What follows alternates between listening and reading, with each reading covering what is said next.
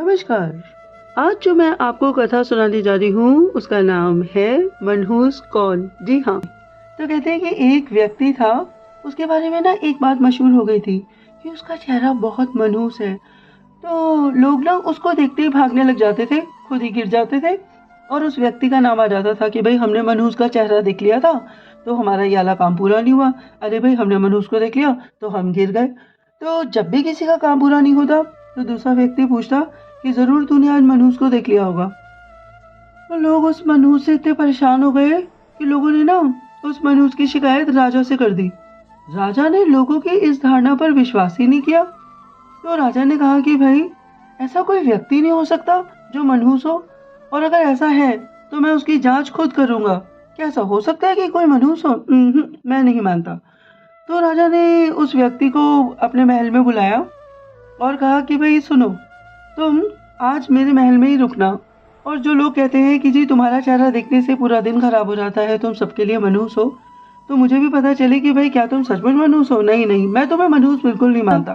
तो वो जो व्यक्ति था जिसे लोग मनहूस कहते थे वह राजा के महल में रुक गया, और सुबह सुबह जब वह राजा के महल में टहल रहा था तो राजा ने देखा कि भाई मनहूस तो टहल रहा है। तो राजा भी अपने काम में व्यस्त हो गए, किंतु राजा तो संयोगवश अपने काम में इतने व्यस्त हो गए कि उन्हें ना तो सुबह का कोई नाश्ता याद रहा, ना दोपहर का कोई भोजन याद रहा। तो जब रात हो गई तो रानी ने कहा कि राजा जी आपने तो सुबह से कुछ खाया ही नहीं है और इतने अच्छे अच्छे पकवान बने थे।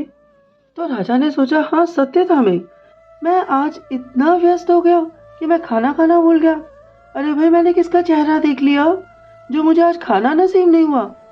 ओहो, तो मैंने मनहूस का चेहरा देख लिया था।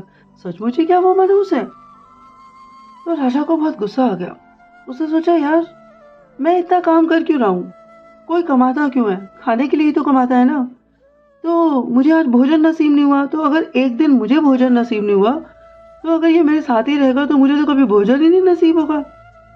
तो राजा ने ये राज्यसभा में सबको बुलाकर हुक्म दिया कि भाई ये जो मनहूस है ना, इसको मैं मृत्यु दंड देता हूँ। और मृत्यु दंड का जब आदेश उस मनहूस को मिला तो राजा के इस फैसले से सभी ताज्जुब में थे, किंतु राजा ने मंत्री से कहा कि क्यों भाई मेरा फैसला ठीक है ना, देखो मेरा फैसला अडिग है, इसको मृत्यु दंड मिलेगा। तो राजा के ऐसे फैसले पर मंत्री बहुत दंग था कि ये भी कोई बात हुई। तो मंत्री ने राजा का ये हुक्म सुना तो उसने कहा कि महाराज एक बात बोलूं कि आप इस निर्दोष को मृत्यु दंड दे रहे हैं। तो राजा ने कहा कि अरे आपको नहीं पता मंत्री जी, ये जो व्यक्ति है ना ये वास्तव में मनहूस है, मनहूस। आज सर्वप्रथम ना मैंने इसी का मुख देखा था तो मुझे दिन भर भोजन नसीब नहीं हुआ। तो इस बात पे मंत्री ने कहा कि राजा जी मुझे क्षमा करें, एक बात पूछूं? प्रातः इस व्यक्ति ने भी तो सर्वप्रथम आपका ही मुख देखा था। अरे आपको तो भोजन नहीं मिला, लेकिन आपके मुख दर्शन से तो इसको मृत्यु दंड मिल रहा है। तो राजा ने जब इतनी बात मंत्री के मुंह से सुनी तो मंत्री ने अपनी बात को आगे करते हुए कहा कि राजा जी आप स्वयं निर्णय करें कि कौन अधिक मनहूस है। राजा बहुत चक्का रह गया, उसने इस दृष्टि से तो सोचा ही नहीं था। तो राजा सोचने लगा कि सत्यता में यदि मनहूस का चेहरा मैंने देखा था तो मनहूस ने भी तो मेरा चेहरा देखा था। मंत्री तो बिल्कुल सही कह रहा है कि भाई अगर आपने मनहूस का चेहरा सर्वप्रथम देखा और आपको पूरे दिन में भोजन नसीब नहीं हुआ तो उस मनहूस को तो आपका चेहरा देखकर मृत्युदंड मिल रहा है। राजा एकदम शांत हो गया। राजा को एकदम चुप देखकर मंत्री ने कहा कि राजन किसी भी व्यक्ति का चेहरा मनहूस नहीं होता, वह तो भगवान की देन है। मनहूसियत हमारे देखने या सोचने के ढंग से होती है, तो आप कृपया करके इस व्यक्ति को मुक्त कर दें। और राजा ने उस व्यक्ति को मुक्त कर दिया। तो दोस्तों ये कथा तो यहीं पर संपूर्ण हो गई।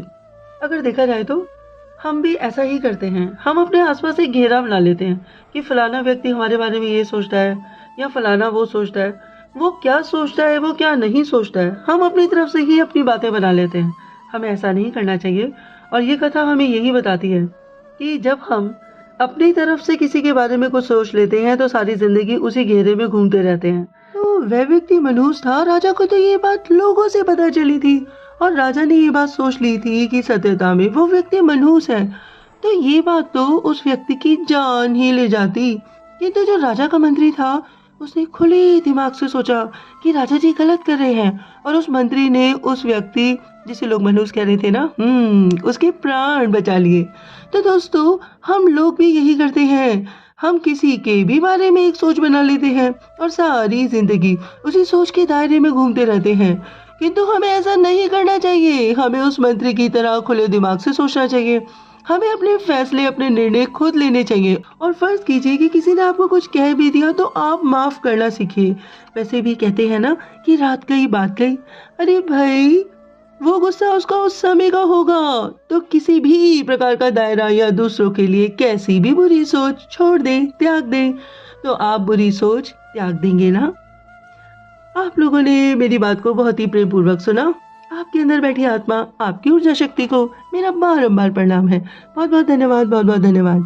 जय जय श्री राधे।